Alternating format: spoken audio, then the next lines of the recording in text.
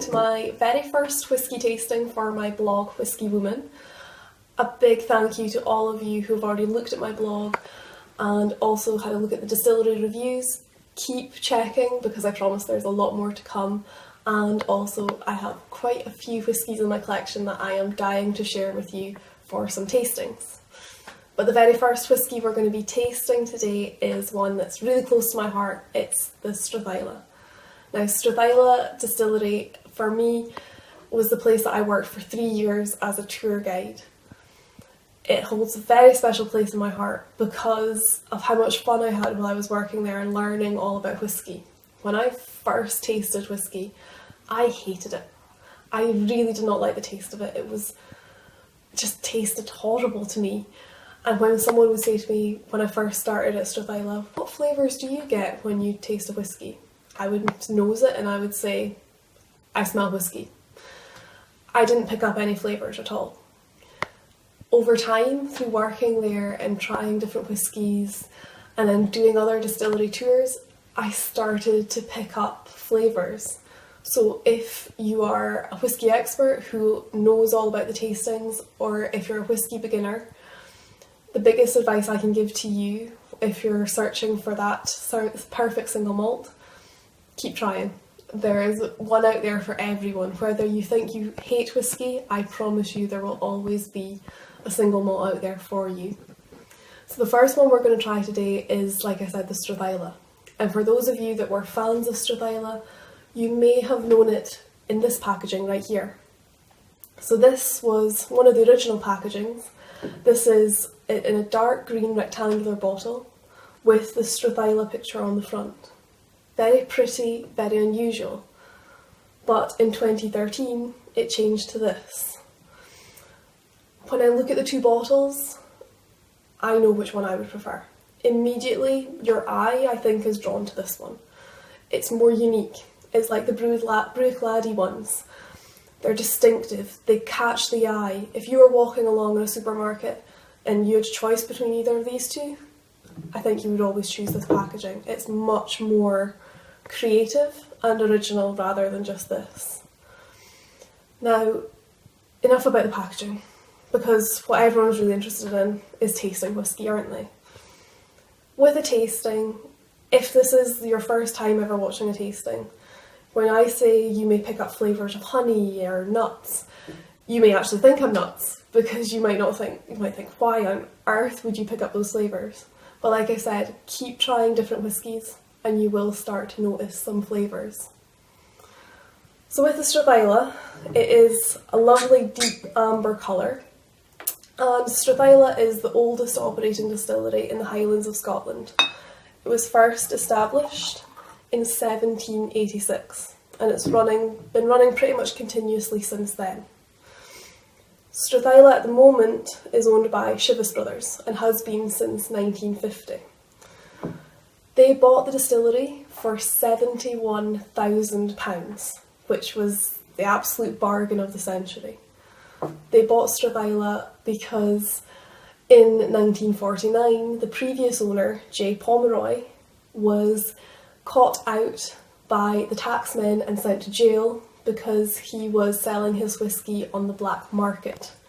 He owed £111,000, so back in those days he did not have that money. So luckily Chivas bought Strathisla over in 1950 and they've owned it ever since.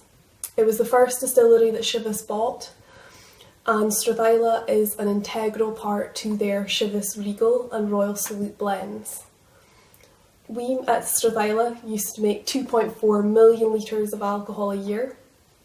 90% of that production goes into Chivas blends, so only 10% is left as the single malt Strathisla. So that's why it's not the most common single malt. People don't really know about it very much. A lot of the time when they used to come to the distillery, they came because it was the home of Chivas Regal. They didn't even realise, some people, that we actually made a single malt there and not the Chivas blend. But once they got there, they got quite a lovely surprise by just how good this single malt was. So we're going to start with the tasting. So first of all, with our whisky, we nose it. So we're going to have a quick smell. And you will get initially some flavours, but what you also get is the alcohol tickling your nose. That's no use. So a little trick that I learned from my previous supervisor, Boa, at the distillery, was that when you first nose a whisky, give a short, sharp blow, and that will release all the alcoholic compounds that are sitting on the whisky. It'll push them out and you're left with just the aroma. Now when I nose the Strathisla, I get a strong hint of nuttiness. Also in there, a little sweet, like honey sort of flavours, and very fruity, so like peaches and apricots. Also get the sense of like dried grass, so hay-like aromas, which might sound a bit unusual, but if you smell it for long enough, sometimes you can pick it up. Now, we've had a nose. The most important thing is the taste. So, Slàinte.